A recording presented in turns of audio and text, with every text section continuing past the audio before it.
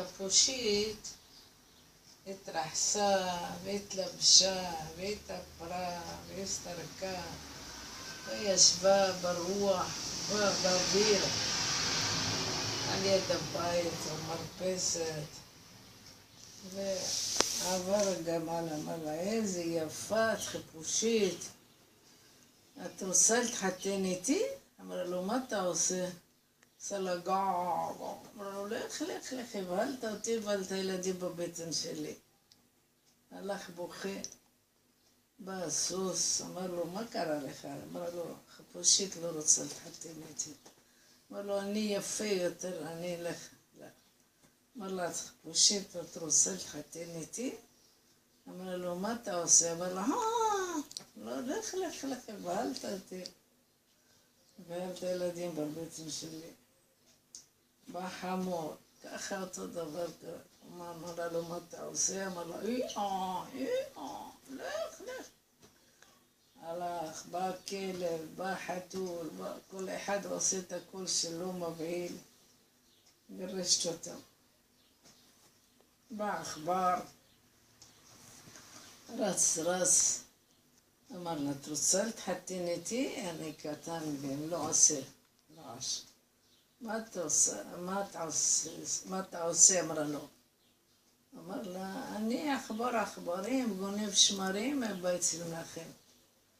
אמרה לו, טוב, אתה לא עושה רעש.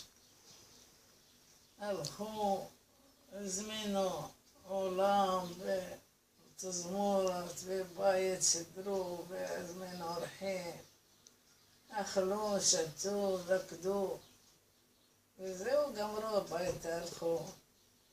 קמה בבוקר, סדרה את הבית, הוא הלך לעבודה שלו, והלכה לחפש את הכביסה מלוכלכת. לא היה להם לא מכונת כביסה ולא ברז. הלכה לאיזה נחל לחפש, נפל לה בגד, היא רוצה להוציא אותו ולא יכלה לצאת. עבר איש על הסוס, דוהר, אמרה לו, אדוני, לך תקרא לי בעלי, עכברים, גונב שמרים. תגיד לו, אשתך נפלה במים.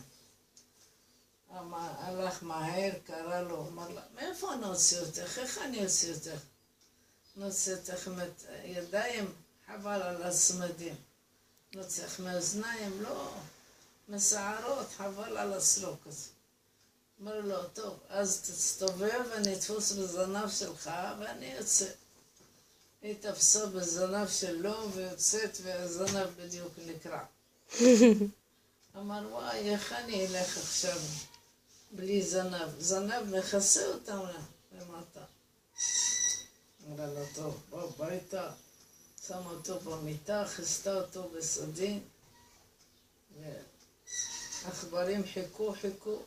לא בא, אמרו, מה קרה לו? נלך לראות. שמה להם כיסא עם חור, כמו שרפרף כזה, וכל אחד הוא יושב וגוזרת לו את הזנב מהחורה. כל אחד קמאי, אין לי זנב. וישו, הלכו מהר לחורים שלהם, התחבאו. והיא אמרה לו, טוב, רגע, תפרה לו מכנסיים, לבש את המכנסיים, הוא יצא, כולם ראו, איזה אישה חרוסה יש לו, תראי, עשתה לו מכנסיים, גם אנחנו נעשה.